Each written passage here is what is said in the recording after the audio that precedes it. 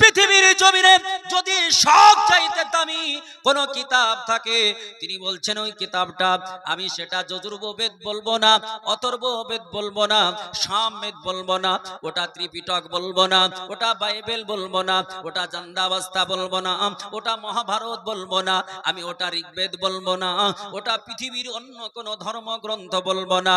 ওই ধর্মগ্রন্থটার নাম হলো the holy Quran Sharif is the greatest religion book of the interworld. তিনি বললেন, ও আমার স্টুডেন্ট শোনো, পৃথিবীর জমিনে যদি সর্বশ্রেষ্ঠ ধর্মগ্রন্থ থাকে, ওই ধর্মগ্রন্থটার নাম পবিত্র কালাম কোরআনে হাকিম।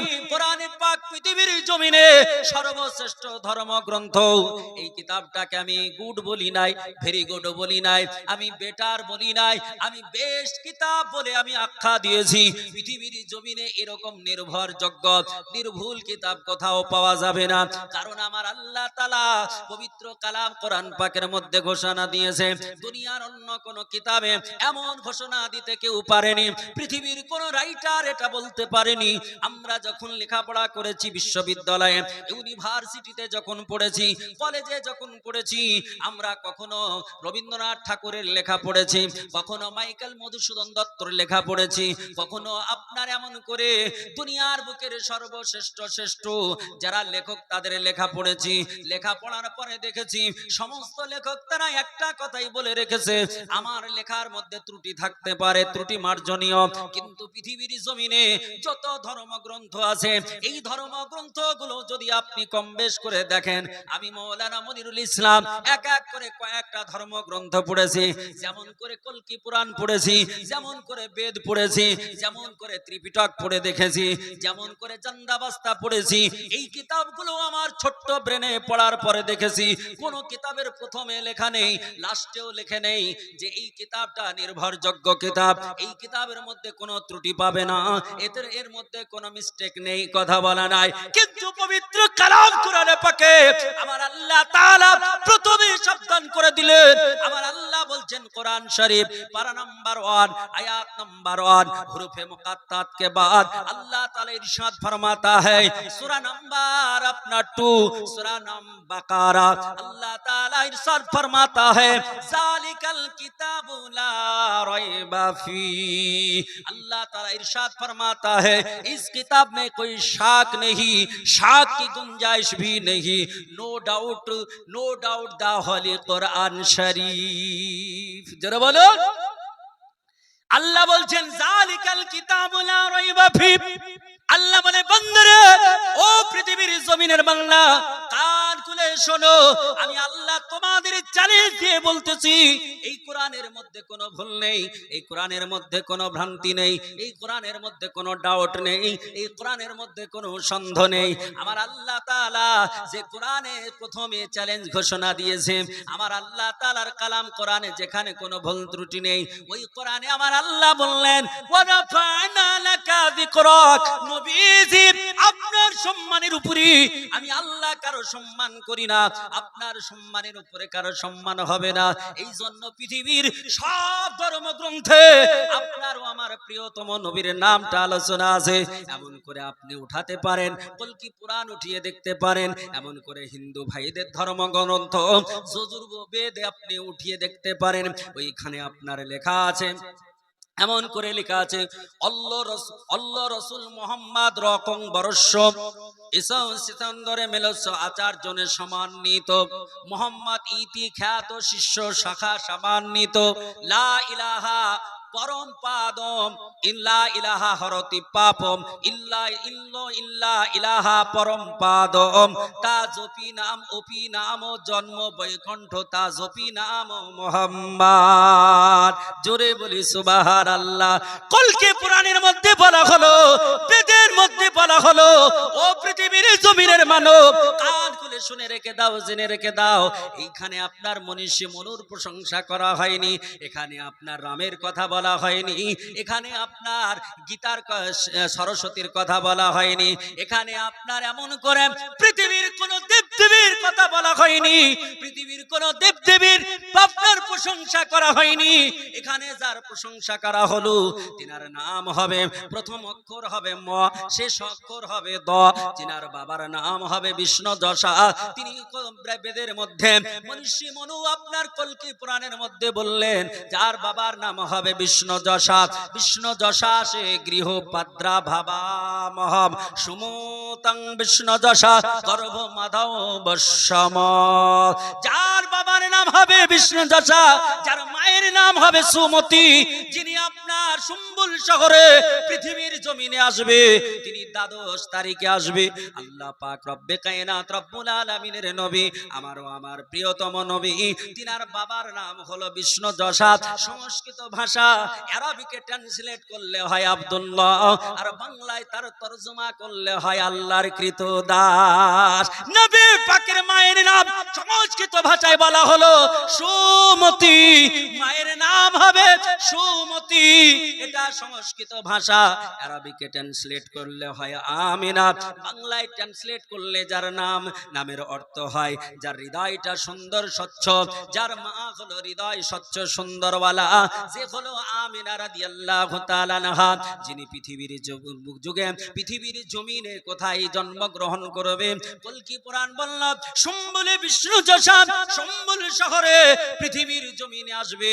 এটা সংস্কৃত ভাষা, আর আরবিকে ট্রান্সলেট করলে হয় দারুল আমান। আর পৃথিবীর জমিনে দারুল আমান একটা জায়গাকে বলা হয় যেটা শান্তিপূর্ণ শহর, যার নাম হলো মক্কাতুল মুকাররমা।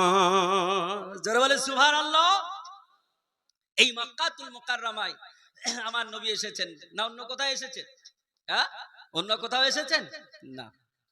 এই নবী পাকের সম্পর্কে বেদ বলছেন ওং নমস্তে নমা নমা আল্লাহ রাসূল মুহাম্মাদর কং বরসং সনন্নাতর মিলে সাচারজন সম্মানিত মোহাম্মদ ইতি খ্যাত শিষ্য শাখা সম্মানিত।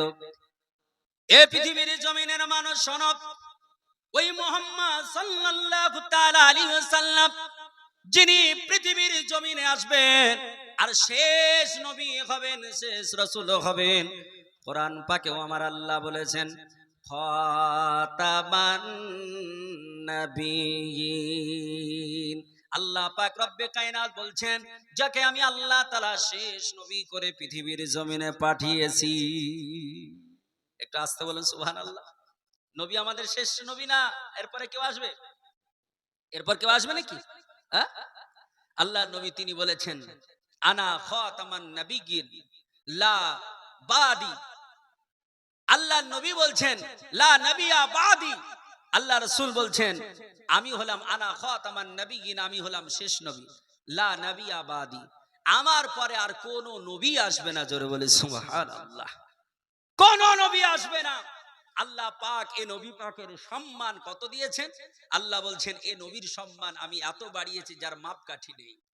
ওয়া রাফা'না লাকা যিকরাক, আমি সম্মান এত উঁচু করেছি যার মাপকাঠি নেই। এই রাসূলে পাকের প্রশংসা আপনার আমার সনাতন ধর্মের অর্থাৎ হিন্দু ধর্মের ধর্মগ্রন্থ আমার নবীর প্রশংসা রয়েছে। হিন্দু ধর্ম বলে কোনো ধর্ম নেই, বুঝছেন কিনা? হিন্দু ধর্ম বলে কোনো ধর্ম নেই। এই হিন্দু ধর্ম এইটার নাম হচ্ছে সনাতন ধর্ম। কি ধর্ম? সনাতন। আপনি বেদ উঠিয়ে দেখুন, আপনি বেদ পড়ুন, তাহলে বুঝতে পারবেন সেখানে কোথাও হিন্দু বলে শব্দ নেই, সনাতন। তো এই সনাতন ধর্ম, এই ধর্মের ধর্মগ্রন্থেও আপনার ও আমার প্রিয়তমের নবীর প্রশংসা করেছেন বলে সুবহানাল্লাহ। মুসলমান আমরা সকলে আল্লাহ পাক রব্বে কায়নাতের বান্দা। আমার আল্লাহ পাক রব্বে কায়নাত রব্বুল আলামিন আমাদেরকে বড় মেহেরবান করে ভালোবেসে আমার নবী পাকের উম্মত বানিয়েছেন। এই উম্মতটা হওয়ার পরে আপনি মনে করেন যে আমার কিছুই নাই, আমি উম্মত হয়েছি বিনা চাওয়ায় বিনা বলাই, এই জন্য আমি কদর বুঝি না, এই জন্য কদর জানি না। কিন্তু আপনার কত মূল্য আছে, নবী পাকের উম্মতের কত মূল্য আছে। একবার যদি নবীদের জীবনী অধ্যয়ন করে দেখেন তবে বুঝতে পারবেন আপনার দাম আমার আল্লাহ কত দিয়েছে, আমার দাম কত দিয়েছে, নবী পাকের উম্মতের দাম কত দিয়েছে। আমার আল্লাহ পাক রব্বে কায়নাত রব্বুল আলামিন পৃথিবীর জমিনে 1,23,000 মতান্তরে 2,23,999 জন নবী আমার নবীজির পূর্বে পাঠিয়েছিলেন। এই নবীদের ভিতরে আমার আল্লাহ পাককে অনেক নবী বলেছিলেন, যেমন হযরতে ঈসা রূহুল্লাহ, তিনি বলেছিলেন আল্লাহ ও আমার পরওয়ারদিগারে আলাম, তুমি আমারে নবী কেন করে পাঠিয়েছো? আল্লাহ আমি নবী হতে চাই না, আমি তোমার নবী হয়ে পৃথিবীতে থাকতে চাই না, আল্লাহ গো তোমার রাসূল হতে চাই না। আমার আল্লাহ সব পয়গম্বরকে রাসূল করে পাঠাননি, সব পয়গম্বরকে রাসূল করে পাঠাননি, আমার আল্লাহ নবী করে বেশি পাঠিয়েছেন। আমার আল্লাহ রাসূল করে আপনার মাত্র 540 জন নবীকে রাসূল করেছেন। রাসূল কাদের বলা হয়? রাসূল ওনাদের বলা হয় জিনাদের উপরে ওহী অবতীর্ণ হয়েছিল এবং একখানা করে আল্লাহ আসমানি কিতাব দিয়েছিলেন, এদের বলা হয় রাসূল। আর যাদের কাছে কোনো কিতাব অবতীর্ণ হয়নি, শুধু ওহী অবতীর্ণ হয়েছে, তিনারা হলেন নবী। এই নবী রাসূলদের ভিতরে আমার নবীজির পূর্বে কয়েকজন নবী বিখ্যাত ছিলেন। এদের মধ্যে একজন ঈসা রূহুল্লাহ, যিনি বিনা বাবা পৃথিবীতে জন্ম নিয়েছিলেন, যিনার পৃথিবীর বুকে বাবা ছিল না। আমার আল্লাহ পাক রব্বে কায়নাত যিনাকে বড় ভালোবেসে পৃথিবীতে পাঠিয়েছিলেন। আল্লাহ যত নবী দুনিয়ায় পাঠিয়েছিলেন, আদম নবী থেকে নিয়ে ঈসা রূহুল্লাহ পর্যন্ত কোন নবীকে আল্লাহ 10টা মুজিজা দিয়েছিলেন, কোন নবীকে আল্লাহ 5টা মুজিজা দিয়েছেন, কোন নবীকে আল্লাহ 8খানা মুজিজা দিয়েছেন, কোন নবীকে আমার আল্লাহ তাআলা 100 খানা মুজিজা দিয়েছেন। সবচাইতে বেশি মুজিজা আমার নবীর পূর্বে যাকে দিয়েছিলেন তার নাম হলো ঈসা রূহুল্লাহ। ঈসা আলাইহিস সালামকে আমার আল্লাহ 510 খানা মুজিজা দিয়ে পৃথিবীর জমিনে ফেমাস করে দিয়েছিলেন। তাই তো হযরত ঈসা রূহুল্লাহ পৃথিবীর জমিনে এসে পৃথিবীর জমিনে বড় বড় বৈজ্ঞানিক যেখানে ফেলিয়ার হয়ে যায়, পৃথিবীর বুকের দার্শনিক যেখানে ফেলিয়ার হয়ে যায়, পৃথিবীর সায়েন্টিক যেখানে হার মেনে যায়, পৃথিবীর ডাক্তাররা যেখানে পরস্তবরণ করে যায়, ওইখানে ঈসা রূহুল্লাহ সবে মাত্র বলেছিলেন কুম্বি জিনিল্লাহ, আল্লাহর হুকুমে জীবিত হয়ে যা। আর সঙ্গে সঙ্গে আল্লাহ পাক রব্বে কায়নাত তিনার কুদরতে ঈসা রূহুল্লাহর বলার কারণে আমার আল্লাহ মুর্দাকে জীবিত বানিয়ে দিয়েছিলেন। যারা বলে সুবহানাল্লাহ। দুনিয়ার কোন বিজ্ঞানী পারবে? কোন সায়েন্টিস্ট পারবে? সায়েন্স পারবে? মরাকে কেউ জীবিত করতে পারবে না। যদি পারতো তাহলে রাজা বাদশাহ তারা আর মরতো না। কিন্তু মানুষ অনেক সময় ধোঁকা খেয়ে বোকা হয়ে যাচ্ছে না? আজ থেকে কয়েক বছর পূর্বেই আমরা সংবাদে শুনেছিলাম ইংল্যান্ডে একটা ল্যাব খোলা হয়েছে, যেই ল্যাবে মৃত মানুষকে রেখে দিলে আপনার ফ্রিজে ফ্রিজ করে দেবে, যখন ওখানে রেখে দিলে মৃত মানুষ আবার জীবিত হয়ে যাবে। এই কথা শুনে পৃথিবীর বড় বড় যারা টাকাওয়ালা পয়সাওয়ালা তারা সঙ্গে সঙ্গে আপনার 70টা পেশেন্ট তারা ভর্তি করে দিয়েছিল ওই ল্যাবে। এখনো আপনার বরফের ভিতরে ঢোকানো আছে। তারা মনে করছে আমাদের আত্মীয় স্বজন পরিজনেরা তারা বেঁচে যাবে। কিন্তু আপনাকে চ্যালেঞ্জ দিয়ে বলতে পারি পৃথিবীর শেষ পর্যন্ত কিয়ামত পর্যন্ত যদি আজ পৃথিবীর ডাক্তার মাস্টারেরা পৃথিবীর সায়েন্সরা প্রচেষ্টা চালায়, তবু মৃত মানুষকে জীবিত করতে পারবে? পারবে না, পারবে না। কারণ আল্লাহ পাক রব্বে কায়নাত রব্বুল আলামিন তিনি হায়াতের মালিক, তিনি হলেন মওতের মালিক। জোরে বলি সুবহানাল্লাহ। আল্লাহ কোরআনে বলেছেন, আল্লাহ বলছেন ওয়া তুখরিজুল হাইয়া মিনাল মাইয়াতি ওয়া তুখরিজুল হাইয়া মিনাল মাইয়াত। আমার আল্লাহ তাআলা আমার রব্বে কায়নাত রব্বুল আলামিন বললেন, ও পৃথিবীর জমিনের মানুষ শোনো, আমি আল্লাহ তাআলা মরাকে জীবিত করতে পারি, আমি আল্লাহ মরাকে জীবিত বানিয়ে দিতে পারি, আর জীবিতকে মরায় পরিণত করতে পারি। কারণ এটা আমি আল্লাহ, আমি ছাড়া দ্বিতীয় কেউ করতে পারে না। আমি আল্লাহ, আমি ছাড়া কাউকে আমি পাওয়ার দিই নাই। আমি আল্লাহ, আমি ছাড়া কাউকে এমন সুপ্রিম পাওয়ার দিই নাই। আমার আল্লাহ বলে, বান্দারে তোমরা যত চেষ্টা করো না কেন এটা কোনোদিন করতে পারবে না, আর কোনোদিন হওয়া সম্ভব হবে না। তবে যাদের ঈমান নেই, যারা ঈমান হারা, সর্বহারা, তারা অনেক সময় অনেকটা মেনে নেয়, ফেলিয়ার হয়ে যায়, কামিয়াব হবে না। আমার আল্লাহ পাক রব্বে কায়নাত রব্বুল আলামিন পৃথিবীর জমিনে ঈসা রূহুল্লাহকে এমন একটা মানব করে পাঠিয়েছিলেন, যেই মানুষটা যার কাছে এসে একটা মেয়ে বলল, হুজুর গো, ও আমাদের নবী, ও গো আল্লাহর রাসূল ঈসা রূহুল্লাহ, আপনার কাছে মিনতি করি, আপনার কাছে করজোড়ে আমি অনুরোধ জানাই, হুজুর আমার একটাই ছেলে, তিনি মারা গিয়েছেন, আমার ছেলেকে জীবিত করে দিতে হবে। নবী রাসূল বললেন, ও আল্লাহর বান্দি, ও আমার উম্মতনি, লা তাহজান ইয়া উম্মতি, ও গো আমার উম্মতনি, তুমি চিন্তা করো না, তুমি চিন্তা করো না, তোমার ছেলের জন্য দোয়া করে দেব, সে তো আল্লাহর জান্নাতে যাবে, তিনি জান্নাতি হয়ে যাবে। কিন্তু মেয়েটা বলল, না না, আমি আমার ছেলেকে জীবিত চাই, আবার ছেলেকে আমার কোলে ফিরিয়ে পেতে চাই। আমার নবী ঈসা রূহুল্লাহ তিনি বললেন, ওগো আমার উম্মতনি, ওগো আমার উম্মতনি, শোনো, আমার আল্লাহ নিয়ে নিয়েছে, আমার আল্লাহ মৃত্যু দিয়েছে, এটা তো ঘোরানো যাবে না। বলে, নবীজি আপনার কাছে আমি আমার ছেলে চাই, আমি দ্বিতীয় কিছু চাই না, আপনার কাছে কিছু আমি বাইনা করি না, আপনার কাছে কিছু আমি চাই না। আল্লাহ নবীকে বারবার করে যখন কেঁদে কেঁদে পাগল নিয়ে হয়ে বলে, আমার নবী হযরত ঈসা রূহুল্লাহ তিনি একটা আঙ্গুলের ইশারা করে তিনি বলেছিলেন, কুম্বি জিনিল্লাহ, আল্লাহর হুকুমে জীবিত হয়ে যা। জোরে বলি, শুধু বললেন আল্লাহর হুকুমে জীবিত হয়ে যা, আর সঙ্গে সঙ্গে মৃত লাশটা উঠে দাঁড়িয়ে গেল। বলি সুবহানাল্লাহ। এত বড় পাওয়ার দিয়েছিলেন আমার আল্লাহ তাআলা, ঈসা রূহুল্লাহকে এত বড় পাওয়ার দিয়েছিলেন। শুধু তাই নয়, আল্লাহর নবী ঈসা রূহুল্লাহ তিনি মাটি দিয়ে, কাদা দিয়ে পাখি বানাতেন। আমরা ছোটবেলায় বাচ্চা কালে এই খেলাধুলা করিনি মাটি নিয়ে, এখন আর মাটি ফাটি নিয়ে, কাদা নিয়ে খেলার যুগ নেই, কারণ আপনার হাতিয়ার সকলের পকেটে ভরা আছে নাকি, হাতিয়ার বের করে এইভাবে দেখছে, কিনা সবার পকেটে, কারো পকেটে আবার দুটো তিনটাও আছে, আছে কিনা ভাই? অনেকের পকেটে দুটো তিনটাও আছে।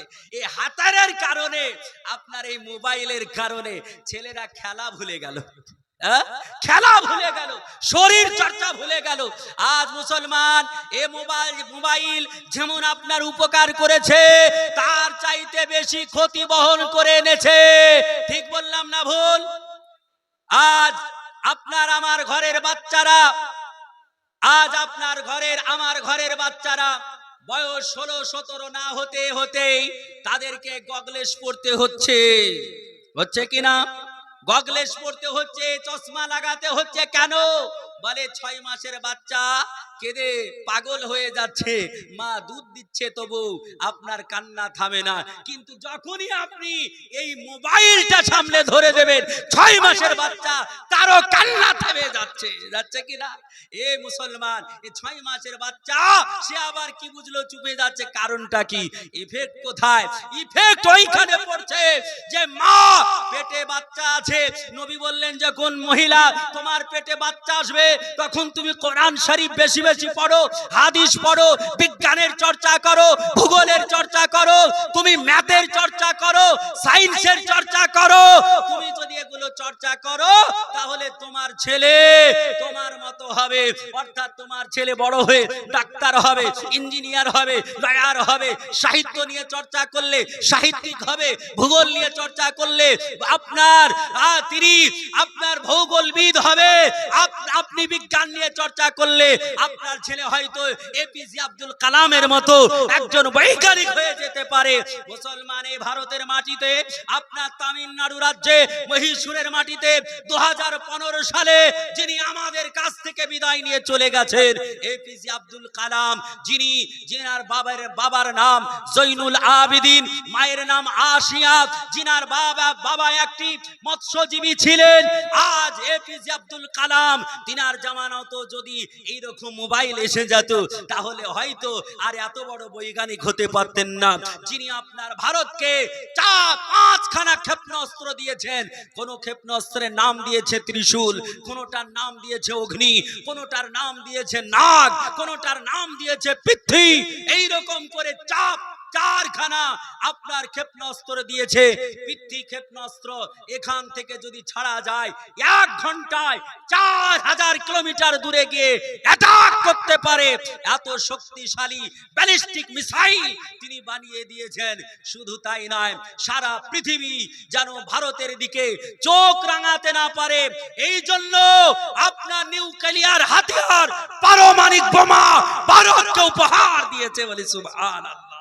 আজকে আমার ঘর, আপনার ঘরের ছেলেরা আজ ওই জায়গায় কেন পৌঁছাতে পারছে না? আপনিও পারবেন, এখনো হবে, যদি আপনি এই যন্ত্রগুলো থেকে একটু দূরে থাকেন।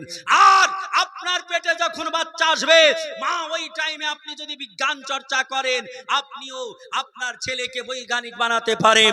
আপনি যদি সায়েন্স নিয়ে চর্চা করেন, নিশ্চয় আপনার ছেলে সায়েন্টিস্ট তৈরি হতে পারে। কিন্তু আজ আমাদের ওদিকে ভ্রুক্ষেপ নেই। মুসলমান, আপনাদের অনুরোধ করব, শিক্ষার দিকে অগ্রসরী হন, শিক্ষার দিকে মনোনিবেশ করুন। আজ পৃথিবীর বুকে ওই জাতি এগিয়ে যাবে যে জাতির মধ্যে শিক্ষা আছে। আল্লাহর নবী বলেছেন, আল ইলমু নূর, শিক্ষা হলো একটা জ্যোতি। যেমন করে আলো অন্ধকারকে দূর করে দেয়, ওই রকম শিক্ষা আপনার সারা পৃথিবীর অন্ধকারকে দূর করে দেয়। ঠিক না ভুল বললাম? মুআজ্জাজ মুহতারাম, কিন্তু আজকে আমরা দুঃখের বিষয়, আমরা শিক্ষা থেকে পিছিয়ে। বাপজি আমার সোনার চাঁদ ভাইরা, অনুরোধ করব, আপনার ছেলেকে, আপনার মেয়েকে পড়ান, শিক্ষিত করুন। এক বেলা যদি খেতে না হয়, আপনি না খেয়ে থাকুন, কিন্তু ছেলেকে শিক্ষিত বানান, মেয়েকে শিক্ষিত বানান। আপনি ছেলে মেয়েকে যদি শিক্ষিত বানাতে পারেন, শুধু আপনার উপকার হবে তা নয়, জাতির উপকার হবে, সমাজের উপকার হবে, দেশের উপকার হবে। মুআজ্জাজ মুহতারাম, আমরা চেষ্টা করব ইনশাআল্লাহ। জোরে বলি ইনশাআল্লাহ। কিন্তু মুআজ্জাজ, আজকে আমাদের ওদিকে মন নেই। পেটে বাচ্চা এসেছে মা, আর মা মোবাইল নিয়ে বসে আপনার এদিকে ওদিকে ঢিসিম, ওদিকে ঢুসুম, ওই দেখছে। আর তারপরে এখনকার আপনার চেবিল্লা ধরনের অনেক নাটক উঠেছে, শুনছেন না? শফিক না কিসের একটা নাটক আছে, শফিক নাকি, বলছেন কিনা? আরে বাচ্চা থেকে বুড়ো পর্যন্ত, বাচ্চি থেকে বৃদ্ধা পর্যন্ত, নর নারী ওই নিয়ে বসে আছে। যাদের ভাষা ঠিক নেই, যাদের ল্যাঙ্গুয়েজ ঠিক নেই, যাদের মধ্যে শিক্ষা নেই, যারা আপনার চরিত্রবান নয়, আজকে সেই নিয়ে পড়ে আছে। মা আমার, ভাই আমার, বাপজি আমার, সমাজ গড়বে কোথায় থেকে? আপনার ওই পেটের বাচ্চা কি করে আল্লাহওয়ালা হবে? ইনশাআল্লাহ আপনাকে শোনাবো। মা ভালো হলে ছেলে কতটা ভালো হয়, ইনশাআল্লাহ আলোচনা আপনাকে এক্ষুনি শোনাবো। মুআজ্জাজ মুহতারাম, আল্লাহ তাআলা রব্বে কায়নাত রব্বুল আলামিন, তিনার নবী, কার কথা বলছিলাম? হযরত ঈসা রুহুল্লাহ। তিনার কাছে যখন বললেন যে আমাকে ছেলে, আমি ছেলে চাই, জীবিত ছেলে চাই, আমি জান্নাতে আমার ছেলে থাক, ওটা আমি এখন চাই না, আমার ছেলেকে আমার কোলে ফিরিয়ে পেতে চাই। আল্লাহ নবী ঈসা আলাইহিস সালাম তিনি বললেন, কুম বিইজনিল্লাহ, আল্লাহর হুকুমে জীবিত হয়ে যা, তো জীবিত হয়ে গেল। বলি সুবহানাল্লাহ। এত ফুল পাওয়ারের নবী। যে ঈসা রুহুল্লাহ কাদা দিয়ে পাখি বানাতেন, কাদা দিয়ে পাখি বানিয়ে হাতের তালুতে ধরে বলতেন উড়ে যা, সঙ্গে সঙ্গে কাদার পাখি আপনার ডানা মেলে আকাশে উড়ে যেতে। বলি সুবহানাল্লাহ। কত ফুল পাওয়ার নবী! এই নবী বলছেন, আল্লাহকে ডাক দিয়ে কি? আল্লাহকে বলছেন, আল্লাহ ওগো আমার পরওয়ারদিগারে আলাম, ওগো আমার মাওলায়ে পাক, আমি নবী হতে চাই না, আমি পৃথিবীর বুকে রাসূল হতে চাই না। ও আমার আল্লাহ, ওগো আমার পরওয়ারদিগারে আলাম, আমি যা ইনজিলে পেলাম, আল্লাহ পূর্বের কিতাব তাওরীত থেকে যেটা দেখলাম, জাবুর কিতাব থেকে যেটা দেখলাম, আল্লাহ তোমার কাছে যেটা আমি যার প্রশংসা শুনলাম, আল্লাহ গো ওই নবী দুনিয়ার শ্রেষ্ঠ নবী। ওগো আমার পরওয়ারদিগারে আলাম, আমি ওই নবীর একজন গোলাম হতে চাই। আল্লাহ, আমি নবী হতে চাই না, আমি রাসূল হতে চাই না, আমি ওই নবীজির গোলাম হতে চাই। আমার আল্লাহ বললেন, ও আমার নবী, কেটা তুমি কেন চাও? তুমি নবী হওয়া, তোমার রাসূল হওয়া, এটা তো বড় কথা, কিন্তু তুমি নবী না হয়ে, রাসূল না হয়ে ওই রাসূলের কেন উম্মত হতে চাও? আল্লাহর নবী হযরত ঈসা রূহুল্লাহ আল্লাহকে বললেন, আল্লাহ গো, আমি শুনেছি, আমি দেখেছি, আল্লাহ ওই নবীর উম্মত কিছু এমন হবে, বনি ইসরাইল গোত্রের নবীদের মতো আমার আল্লাহ কিছু উম্মতকে মর্যাদা দান করবে। জোরে বলি, আমার আল্লাহ পাক রব্বে কায়নাত রব্বুল আলামিন তিনার নবী হযরত ঈসা রূহুল্লাহ আমার আল্লাহকে বললেন, এমন করে মুসা কালিমুল্লাহ আমার আল্লাহকে বললেন, হযরত নূহ নবিউল্লাহ আমার আল্লাহ পাক রব্বে কায়নাতকে বললেন, বলে আল্লাহ গো, আমি নবী হতে চাই না, ওই নবীজির উম্মত হতে চাই। আমাদের কত বড় সৌভাগ্য, আমরা বিনা চাওয়ায়, বিনা বলাতে ওই নবী পাকের উম্মত হয়েছি। যে নবী পাকে এর সম্মান আল্লাহ তাআলা পৃথিবীর প্রত্যেকটা ধর্মগ্রন্থে দিয়েছে। এই নবী পাকের উম্মত হয়ে আজ মুসলমান পৃথিবীর জমিনে আপনারা আমরা যারা গুনাহগার, এই গুনাহগার উম্মতানি এরা পৃথিবীর জমিন থেকে যখন কিয়ামতের মাঠে উঠবে, মরণের পর কিয়ামতের মাঠে উঠবে, আল্লাহ পাক রব্বে কায়নাতের অন্যান্য নবী তাদের উম্মতানি তারা উঠবে, তাদের কতটা লাইন হবে, জান্নাতি কতটা লাইন হবে, আর রাসূলুল্লাহর উম্মতের কতটা লাইন হবে, কার উম্মত বেশি জান্নাতে যাবে আপনাদের জানা আছে নাকি? জানা আছে?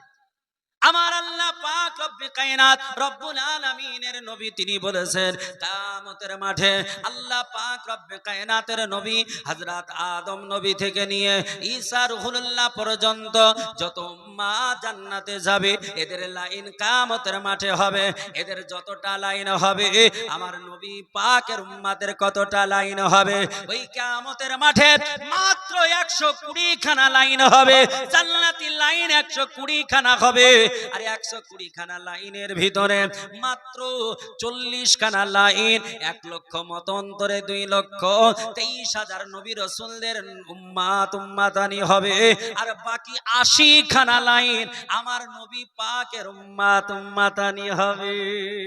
জোরে বলো, ও নবী পাককে আমার আল্লাহ কত সম্মান দিয়েছে। এই নবীর নামে আমরা অনেকে কালেমা পড়ি, আবার অনেকে কালেমাও পড়তে চাই না। ও মুসলমান, ওই নবীর কালেমা মহব্বত নিয়ে পড়ো, ওই নবীর কথা মহব্বত নিয়ে তুমি স্মরণ করো, ওই নবীকে ভালোবাসো। যদি ওই নবীকে ভালোবাসতে পারো, ইহ জগৎ কামিয়াব হবে, পরজগৎ তোমার কামিয়াব হবে, কারণ ওই নবী পাকের সম্মান আল্লাহ দিয়েছে। আল্লাহ পাক রব্বে কায়নাতের বান্দা এমন করে সংস্কৃত ভাষায় মনীষ মনু বললেন, মোহাম্মদ ইতি খ্যাত শিষ্য শাখা সম্মানিত মোহাম্মদ সাল্লাল্লাহু তাআলা আলাইহি ওয়াসাল্লাম শেষ নবী হবে, শেষ প্রফেট হবে, আর আল্লাহ তার সম্মান এত দেবে যার সম্মানের উপরে কারো সম্মান হবে না। জোরে বলি একবার সুবহানাল্লাহ। ও মুসলমানেরা, আমরা যে কালেমা পড়ি, এই কালেমা আমার আল্লাহ তাআলা কত মর্যাদা দিয়েছে।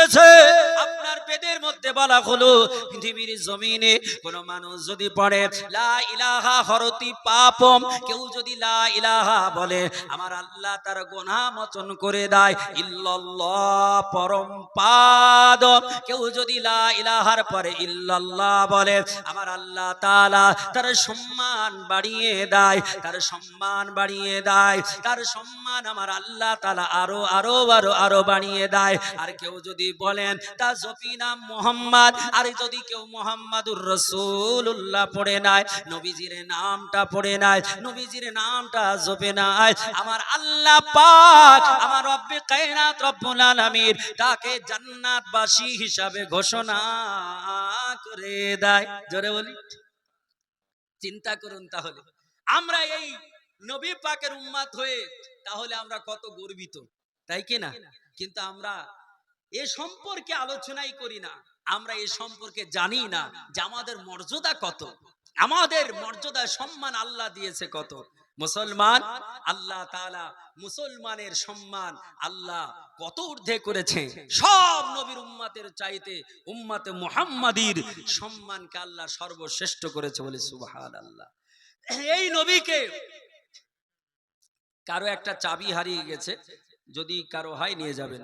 তো মুআজ্জাজ মুহতারাম, আল্লাহ পাক রব্বে কায়নাত রব্বুল আলামিন তিনার নবী সাল্লাল্লাহু তাআলা আলাইহি ওয়া সালাতু তাসলিমকে আমরা যদি অনুসরণ না করতে পারি তাহলে আমাদের জীবন হবে কি বৃথা, হবে কি হবে না?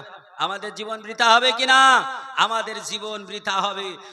আমাদের কোই দিকে স্মরণ করতে হবে?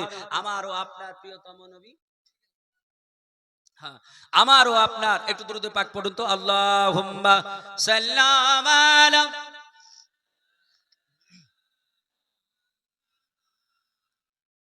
ওয়ালা আলি মাওলানা মুহাম্মদ সাল্লাল্লাহু আলা মুহাম্মাদিন हरदम ज़बान से निकालो पाक नामे मुहम्मद, हरदम ज़बान शफियाना মোহাম্মদ। মুআজ্জাজ মুহতারাম, আমার আল্লাহ পাক রব্বে কায়নাত রব্বুল আলামিন তিনারও আপনার বিশ্ব জগতের শ্রেষ্ঠ নবী আমারও রাসূলকে, আমার হাবিবকে আল্লাহ কত দিয়েছেন শোনন। আমার আল্লাহ তাআলা প্রত্যেকটা নবীকে একটা করে খাস দোয়া দিয়েছেন। বিশ্ববিখ্যাত হাদিস গ্রন্থ মুসনাদে ইমামে আহমদ বিন হাম্বল, নাম শুনেছেন? মুসনাদে ইমামে আহমদ বিন হাম্বল বিশ্ববিখ্যাত একটা হাদিস গ্রন্থ। এই হাদিস গ্রন্থের ৩য় নম্বর খণ্ডে হাদিস খানা এসেছে। হাদিসের রাবি মানে বর্ণনাকারী, যার নাম হযরতে আবু হুরায়রা রাদিয়াল্লাহু তাআলা। হযরতে আবু হুরায়রা এটা কিন্তু নাম নয়, এটা উপাধি। তিনার নাম ছিল আব্দুর রহমান, আর ইসলাম ধর্ম গ্রহণ করার পূর্বে নাম ছিল আব্দে শামস। আল্লাহ পাক রব্বে কায়নাতের নবী তিনার নাম দিলেন আব্দুর রহমান, মানে রহমানের বান্দা। তো হযরতে আব্দুর রহমান একদিন নবীজির দরবারে আসছেন, তো চাদরের নিচে একটা বিড়াল ছানা নিয়ে এসে বসেছেন। এই অনেক অনেক কিছু বুঝতে ভালোবাসে না, কেউ বিড়াল ছানা, কেউ পাখি, কেউ কুকুর পোষে কেনা অনেকে, হ্যাঁ? তো তিনি বিড়াল ছানা একটা নিয়ে তিনি রাসূলুল্লাহ দরবারে এসেছেন, বিড়ালের বাচ্চা, বুঝলেন কিনা? তো এই বিড়ালের বাচ্চা, ক্যাটের বাচ্চা, কিটেন, ক্যাটের বাচ্চা কিটেন, একে নিয়ে বসেছে নবীজির দরবারে। তো বিড়াল এ তো আর মানুষ না, আপনার একবার মিয়াও করে উঠেছে, আর যখন মিয়াও করেছে নবী পাক বলছেন আবু হুরায়রা, আব্দুর রহমান কি ব্যাপার তোমার ওখানে কি? তো উনি আরো লুকানোর চেষ্টা করছেন, বলছেন কিনা লজ্জা পেয়েছেন। তো নবী পাক আবু হুরায়রাকে, আব্দুর রহমানকে ওই বিড়ালের ছানা দেখে ডাক দিয়ে বলছেন ইয়া আবা হুরায়রা, মানে হে বিড়াল ছানার বাবা। আবু হুরায়রা মানে বিড়াল ছানার বাবা। নবী বলছে এ বিড়াল ছানার বাবা। আব্দুর রহমান বাদ দিয়ে এই নামটা বললেন, বুঝলেন কিনা? অনেকে আপনার কারো নাম খোকন, কারো নাম আপনার রিপন, অনেকে আপনার ভালোবেসে ডাক দেয় অনেক রকম করে, ওরে আমার মধু বলে না, আসলে কি মৌচাকের মধু, হ্যাঁ? মহব্বত করে একটা বলে। তো নবী পাক বললেন ইয়া আবা হুরায়রা, হে বিড়াল ছানার বাবা। তো ওটাই ওনার কাছে পছন্দ হয়ে গেল। হাদিস পাকে যেখানেই খুঁজবেন সেখানেই আব্দুর রহমান বাদ দিয়ে আবু হুরায়রা শব্দটা উল্লেখ আছে, বলে সুবহানাল্লাহ। তো হযরত আবু হুরায়রা যিনি ৫,০০০ 374টা হাদিস বর্ণনা করেছেন। যত সাহাবী হাদিস বর্ণনা করেছেন এর মধ্যে সবচাইতে বেশি হাদিস বর্ণনা করেছেন কে? হযরত আবু হুরায়রা। কতটা বললাম? 5374টি হাদিস বর্ণনা করেছেন। এই হযরত আবু হুরায়রা রাদিয়াল্লাহু তাআলা আনহু হাদিস বর্ণনা করছেন যে নবী পাক বলেছেন প্রত্যেকটা নবীকে একটি করে খাস দোয়া দেওয়া হয়েছে। খাস, যে দোয়াটা যত কঠিনই হোক না কেন আল্লাহর দরবারে করলি সেটা আল্লাহ কবুল করে নেবে। জোরে বলি সুবহানাল্লাহ। যত কঠিন কাজ হোক সেটা করলি কবুল হয়ে যাবে। নবী বলছেন কি? ওয়া আন আবি হুরায়রা রাদিয়াল্লাহু তাআলা আনহু আন্না রাসূলুল্লাহি সাল্লাল্লাহু তাআলা আলাইহি ওয়াসাল্লাম ক্বালা লিকুল্লি নাবিয়্যিন দাওয়াতুন ইয়াদউ বিহা ওয়া উরিদু আন আখতাবিয়া দাওয়াতি শাফাআতুন লি উম্মতি। এটা হচ্ছে হাদিসে পাক। আল্লাহর নবী বলছেন যে লিকুল্লি নাবিয়্যিন দাওয়াতুন ইয়াদউ বিহা, প্রত্যেকটা নবীকে আল্লাহ পাক খাস দোয়া দিয়েছে আর এই দোয়াটা প্রত্যেকটা নবী পৃথিবীতে করে নিয়েছে। জোরে বলি সুবহানাল্লাহ। প্রতিটা নবী এ দোয়া করে নিয়েছে। যেমন কি? হযরত নূহ আলাইহিস সালাম, আল্লাহ পাক বললেন ওগো নূহ তোমাকে একদিন দুই দিন বয়স দেই নাই। আল্লাহ তাআলা কোরআনের ভাষায় কোরআন পাকে বলেছেন, আল্লাহ বলছেন ও দুনিয়ার বুকের মানুষ শোনো, আমি আল্লাহ তাআলা হযরত নূহ আলাইহিস সালামকে আমি আল্লাহ তাআলা একদিন দুই দিন 100 200 500 বছর নয়, আমার আল্লাহ তাআলা বলতেছেন ওয়া আলফা সানাতিন ইল্লা 50 আমান। আল্লাহ বলছেন নূহ আলাইহিস সালামকে আমি আল্লাহ তাআলা 950 বছর বয়স দিয়েছি। এই 950 বছর বয়স নিয়ে আল্লাহ পাক রব্বে কায়নাতের হুকুমে তিনি আল্লাহ তাআলার দিকে মানুষকে ডাক দিতে লাগলেন। আল্লাহ বলছেন ওগো নবী নূহ তুমি কেমন করে আমার দিকে মানুষকে ডাক দিয়েছো? আল্লাহ পাক রব্বে কায়নাতের নবী নূহ তিনি বলেছিলেন আল্লাহ ইন্নী দাওয়াতু কওমি লাইলান ওয়া নাহারা। আল্লাহকে বললেন আল্লাহ গো ইন্নী দাওয়াতু, নিশ্চয় আমি দাওয়াত দিয়েছি, আমি ইনভাইট করেছি, আমি আমন্ত্রণ জানিয়েছি কওমি আমার জাতিকে আমার সম্প্রদায়কে লাইলান রাত্রিতে ডেকেছি ওয়া নাহারা এবং দিবালোকে ডাক দিয়েছি। আল্লাহ গো আমি রাত্রিতে যেমন করে ডাক দিয়েছি দিবালোকে তেমন করে ডাক দিয়েছি। মাওলা ডাকার পরে 950 বছর ধরে আল্লাহ তোমার দিকে ডাকার পরে ইল্লা ফিরারা তারা আমার কাছ থেকে আরো দূরে ছড়িয়ে গেছে, আমার কাছ থেকে দূরে পালিয়ে গেছে। আল্লাহ তোমাকে মানেনি, আল্লাহ আমাকে তারা জানেনি। ওগো আল্লাহ তাআলা বরঞ্চ আমার উপরে তারা অত্যাচার শুরু করেছে। আল্লাহ তাদের অত্যাচারে আমি আর সহ্য করতে পারি না, আমি তাদের অত্যাচারে অত্যাচারিত হয়ে আল্লাহ আমার বাঁধ ভেঙে গেছে। আল্লাহ গো আমার আর সহ্য নেই না, ওগো আমার আল্লাহ আর ডেকে ডেকে পারি না। আমার আল্লাহ ও আমার পারওয়ারদিগারে আলাহ তুমি এই বান্দাদের তোমার এই জালেম বান্দাদের আল্লাহ গো আমার এই জালেম অত্যাচারী উম্মতদের এদেরকে পৃথিবীর জমিনে রেখো না। আল্লাহকে বললেন আল্লাহ গো এর আন্না বাচ্চা যারা দুনিয়ার বুকে না থাকে এদেরকে সব শেষ করে দাও। আমার আল্লাহর দরবারে হাত উঠিয়ে কাঁদলেন। এটা আমার আল্লাহ পাক বললেন নূহ তোমাকে একটি আমি খাস দোয়া দিয়েছিলাম আর এটা তুমি চেয়ে নিলে, আমি আল্লাহ তোমার দোয়া কবুল করে নিলাম। আমার আল্লাহ বললেন নূহ তুমি রেডি হয়ে যাও, কাস্তি তৈরি করে তুমি নৌকা বানিয়ে নাও। তরি তৈরি করা হলো। এই তরি তৈরি করা যখন কমপ্লিট হলো আমি নূহ আলাইহিস সালামের ঘটনার দিকে যাচ্ছি না, কারণ ওদিকে গেলে অনেক সময় লেগে যাবে। হযরতে নূহ আলাইহিস সালাম আপনার নৌকা কমপ্লিট করে দিলেন। শুকনো মরুভূমিতে নৌকা যখন তৈরি হলো আল্লাহর নবী হযরতে নূহ আলাইহিস সালাম জিবরিল আলাইহিস সালামের পরামর্শ অনুযায়ী সুন্দর করে নৌকা বানালেন। ওই জামানার বেঈমানেরা নৌকা নৌকা দেখে নূহ আলাইহিস সালামকে ঠাট্টা বিদ্রুপ করতে লাগলো।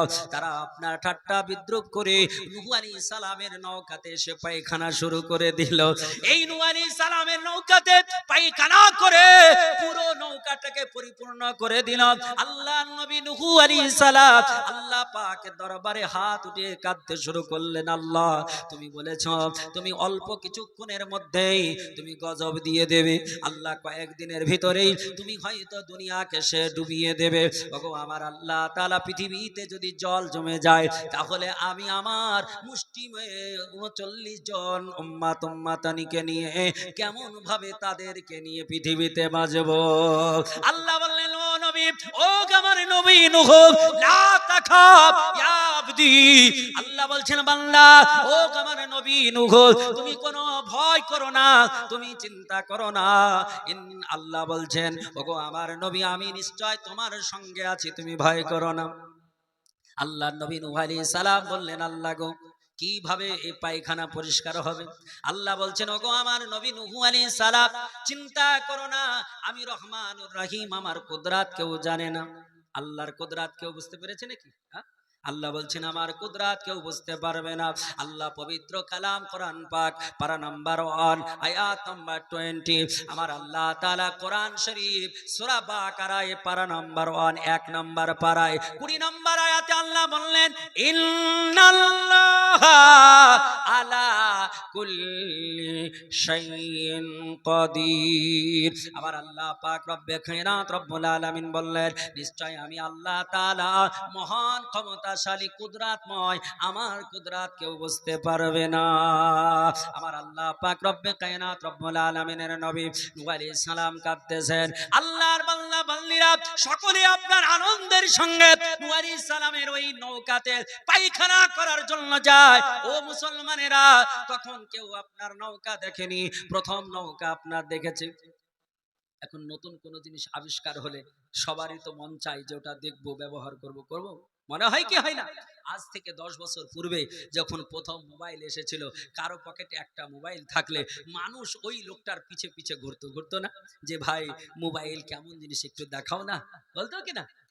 আমার বাবার দাদুর সময়কালে কারো বাড়িতে একটা রেডিও থাকলে আপনার পুরো বাড়িটা মানুষে ভর্তি হয়ে যেত, কারণ এত একটা নতুন জিনিস তার নেই, কিছু নেই, অথচ আওয়াজ শোনা যায়। আওয়াজ শোনা যায়, অবাক হয়ে যেত। এখন মোবাইল যখন নতুন উঠলো, বলে কোনো কানেকশন নাই, আবার ছবি দেখা যায়। অবাক হয়ে ঘুরতো মানুষ। নতুন জিনিস যদি দেখে সেটা জানতে চায়, ব্যবহার করতে চায়, দেখতে চায়। তো সেই জামানার মানুষেরা কি করলো? নূহ আলাইহিস সালামের নৌকায় সবাই পায়খানা করতে যায়। একজন বুড়ি, বুঝছেন কিনা, একজন বুড়ি মেয়ে, বৃদ্ধা মহিলা, তারও শখ জাগলো যে আমিও একটু ওই নৌকায় গিয়ে পায়খানা করবো, বুঝলেন কিনা। অনেক আমার বৃদ্ধা মা, আপনার বৃদ্ধা নানি দাদি আছে, দেখবেন মোবাইল যদি নাতির কাছে দেখে, বলে আরে মোবাইলটা কেমন জিনিস একটু দেখা না, বলে না গো। নানি দাদিও এখন মোবাইল নিয়ে বসে যাচ্ছে, যে আরে তাই তো খুব ভালো লাগছে রে, কিনা। তো ওই বুড়ি মেয়েটা বলছে আমারও মন চাই। তো লাঠি নিয়ে টুক টুক টুক টুক টুক টুক করে যেতে যেতে ওই নৌকায় গিয়েছে। গিয়ে দেখছে পায়খানা তো একদম ফুল হয়ে গেছে, লোড হয়ে গেছে। তোর কোন রকম কষ্ট করে ওর উপরে উঠেছে, উঠে পায়খানা করছে, বলছেন কিনা, শখ পায়খানা করবে। আজ থেকে 50 বছর পূর্বে কারো বাড়িতে পায়খানা ছিল আপনাদের এলাকায়? টয়লেট ছিল না। যদি কারো একজনের বাড়িতে হয়েছে তো 5 জন যেত যে একটু দেখে আসি। তো ওই বুড়ি গিয়েছে, যাওয়ার পরে ওইখানে পায়খানা করছে। আল্লাহর কুদরত, আল্লাহ বলছে শোনো, যে খারাপ করেছে তাকে দিয়ে পরিষ্কার করাবো, টেনশন নিও না। বুড়ি পায়খানা করতে গিয়ে আপনার নড়তে নড়তে পায়খানাতে পড়ে গেছে। পায়খানাতে পড়ে গেছে। আর এই পায়খানা তো একজনের পায়খানা না, হাজারো মানুষের পায়খানা, বিভিন্ন জনের পায়খানা আপনার এক জায়গায়। বুড়ি পুরো হাবুডুবু খেয়ে নিয়েছে, বুঝছেন কিনা। কোন রকম হাবুডুবু খেয়ে উঠেছে, তো উঠে দেখছে তো বুড়ি আর বুড়ি নাই, ছুরি হয়ে গেছে। জোরে বলি সুবহানাল্লাহ। আর যখন বুড়ি ওই গ্রামে গেছে, আপনার মানুষ তো বিশ্বাসই করে না। বলছে নাতি শুন, তো বলছে এই ছুরি আমাকে আবার নাতি বলে কেন রে? হ্যাঁ, বলবে না? তখন বলছে আমি তোর দাদি। বলে এই, তুমি তো একটা যুবতী আর তুমি বলছো দাদি? বলে না রে না, আমি তোর দাদি। বলে তুমি দাদি বুড়ি ছিলে, কেমন করে ছুরি হলে? তো বলছে শোন, বলছে ওই পায়খানা করতে গিয়ে পড়ে গিয়েছিল, আর যেমনই পড়া দেখছি তো আমি ছুরি হয়ে গেছি। কেনা, আমি আর বৃদ্ধা নেই, যুবতী হয়ে গেছি, আমার রং পাল্টিয়ে গেছে। আচ্ছা বলেন, গ্রামের মানুষ আর বাকি থাকবে কেউ? দেখতে আসবে না? ভিড় জমিয়ে দিয়েছে।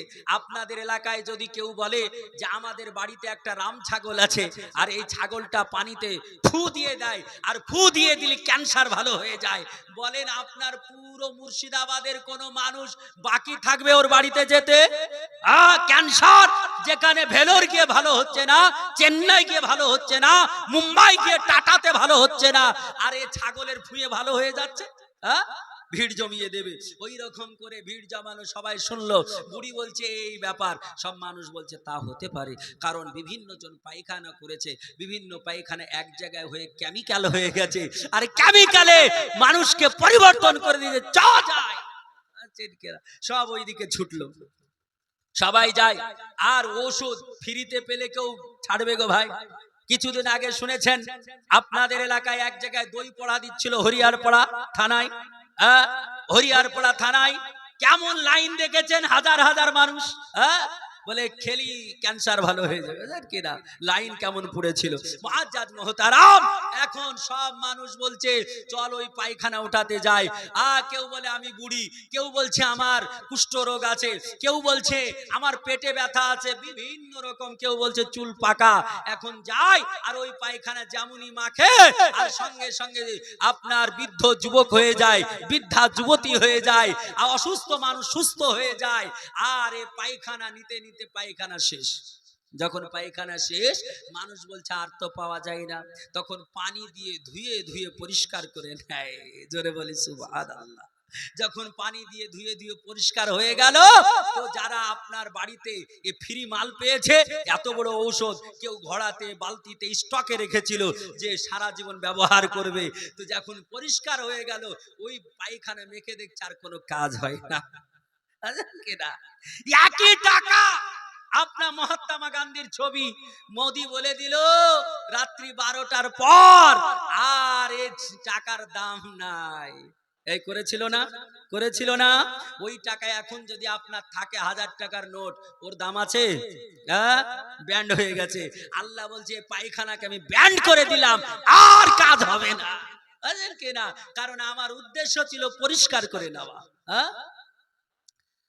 আল্লাহ বললেন নবী নূহ, লা তাহাজান ইয়া নবী, ও আমার নবী, ওগো আমার নবী, তুমি চিন্তা করো না, তুমি দুঃখ করো না, আমি আল্লাহ তাআলা তোমার কথাকে গ্রহণ করেছি, আমি আল্লাহ তাআলা তোমার চাওয়াকে পূরণ করেছি, আমি আল্লাহ তাআলা, আমি কুদরতময় মওলা, আমি আল্লাহ তাআলা আমার কুদরতি দ্বারা তোমার নৌকাটাকে আমি আল্লাহ পরিষ্কার করে দিয়েছি। যাও গিয়ে দেখো। আল্লাহর নবী নূহ আলাইহিস সালাম তিনি যাওয়ার পরে, দেখার পরে তিনি অবাক হয়ে আমার আল্লাহকে সাজদা পড়ে পড়ে কাঁদেন। আমার আল্লাহ বলে, ও নবী নূহ, তুমি কেঁদো না, কেঁদো না, তোমার উম্মাত উম্মাতানিকে নিয়ে ওই নৌকাতে চলে যাও, আমি আল্লাহ তোমার দোয়া কবুল করে নিয়েছি। আল্লাহ দরবারে নবী নূহ যখন দোয়া করেছিলেন, আমার আল্লাহ কবুল করে নিয়েছিলেন। আমার আল্লাহ পাক আসমান থেকে পানি বর্ষণ করলেন, ও পানিটা গরম ছিল, আর জমিন থেকে পানি ওঠালেন, ওটা ঠান্ডা পানি ছিল। এই দুই পানির মিশ্রণে আমার আল্লাহ তাআলা সারা দুনিয়াকে প্লাবিত বানিয়ে দিলে। জোরে বলি, কাফের বেঈমান যা ছিল সব ফিনিশ। নূহ আলাইহিস সালামের একটা ছেলে ছিল যার নাম কেনান, এও কাফের ছিল, ওনার বিবিও কাফের ছিল। কেনান বলল যে হে নবী নূহ আলাইহিস সালাম, বাবা তোমার আল্লাহর কত ক্ষমতা দেখি, আমাকে ডুবাই কি করে? ও আপনার পাহাড়ের চূড়ায় গিয়ে যদি পাহাড়ের উপরে দাঁড়িয়ে গেল যে ডুবাক তো দেখি। পাহাড়ের উপরে পানি যাবে? যাবে গো? যাবে না, না যাবে না।